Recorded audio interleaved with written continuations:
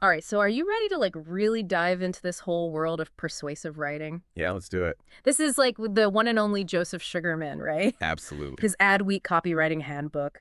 Yeah. You know how some books they just grab you and they don't let go, and I feel like this is one of This is those. definitely one of those books. Yeah, so today we're going to be going beyond just writing. Yeah. We're going to be uncovering the secrets of crafting words that really make people act.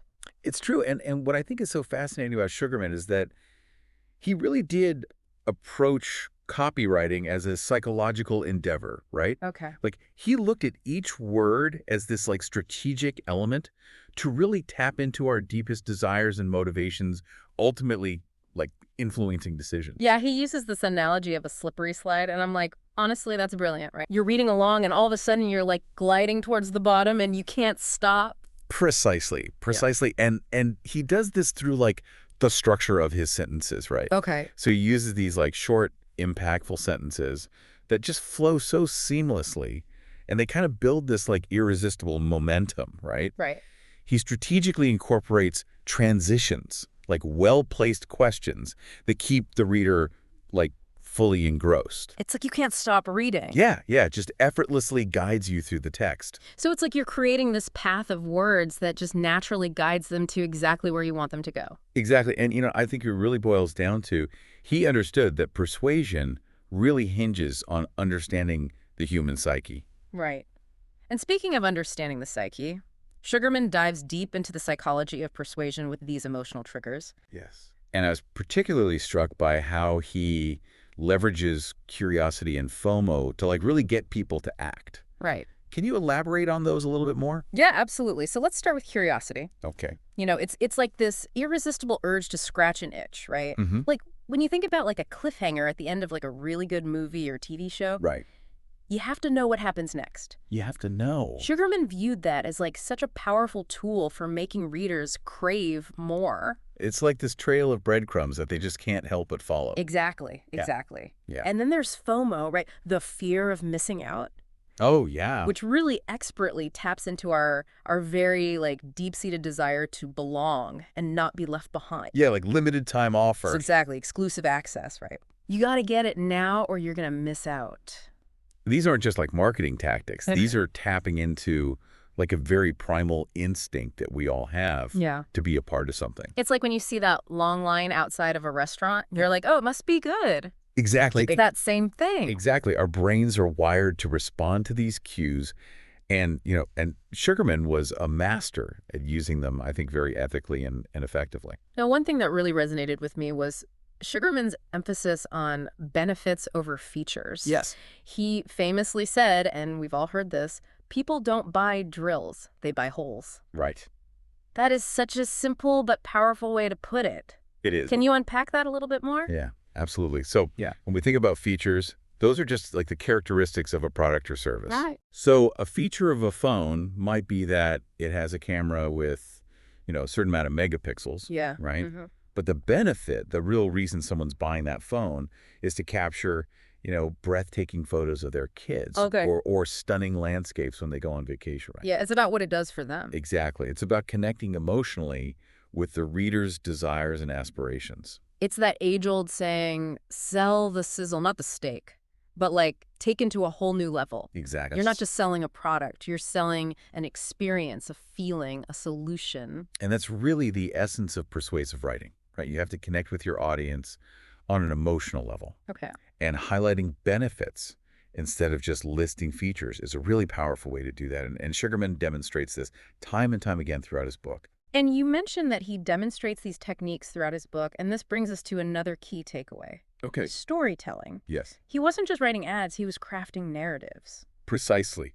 Sugarman understood the inherent power of storytelling, right? Okay. Stories have this incredible ability to kind of bypass our rational defenses and establish this like direct connection to our emotions. Right. They make us feel something. Right. And that feeling is ultimately what makes the message so memorable and persuasive. Okay. Think about how he uses nostalgia in his writing. This is where it gets really interesting. Tell me more. Okay.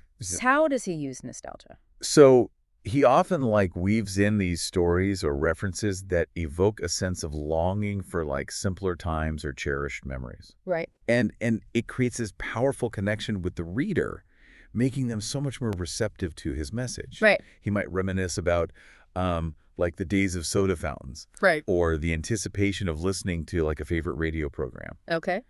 And by tapping into these like shared experiences, it creates this like sense of trust and familiarity. Right. So it makes his message even more persuasive. It's like, hey, remember when things were like this? Exactly. Wouldn't it be nice to feel that way again? Exactly. Yeah. And then he'd seamlessly weave in how his product or service could, bring back those feelings Right. or offer a modern-day equivalent. Okay. Now, while storytelling is this really powerful tool, Okay. Sugarman also really emphasized the importance of data and testing. Right. He wasn't all about like gut feeling. He was like, let's back it up with some evidence. Exactly. He was a huge proponent of testing and iterating and like constantly refining his copy based on real-world results. Okay. He would create multiple versions, test different headlines, layouts, even calls to action, and really meticulously track which ones resonated most with the audience. So it wasn't about just assuming what was going to work. It was about actually like seeing what landed with people. Precisely.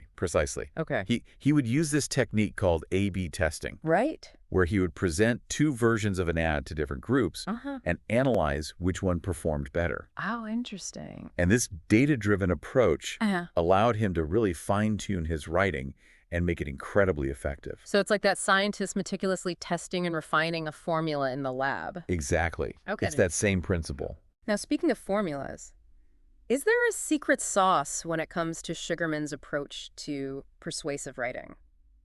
That's an interesting question. Yeah. While Sugarman offered like this wealth of techniques and strategies, Yeah, it's a very thorough book. it is very thorough. Yeah.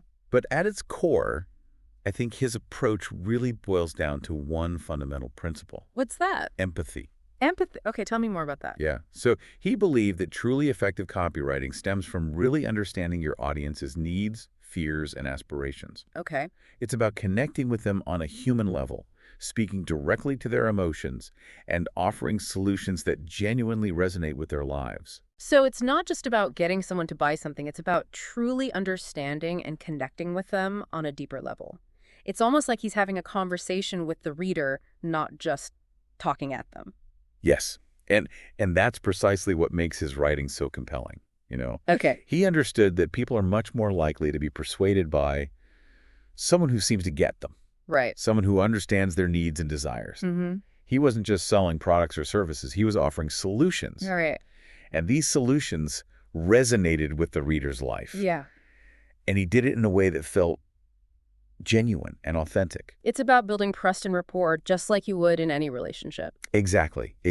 Yeah. Sugarman believed that people buy from people they like and trust. And by infusing his writing with empathy, he really built this bridge of understanding between himself and his audience. Right.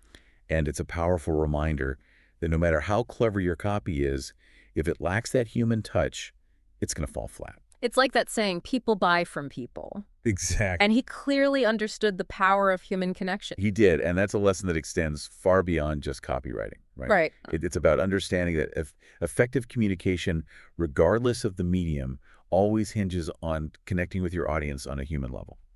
So as we kind of wrap up our deep dive into Sugarman's wisdom, what's like the key takeaway you want our listener to walk away with?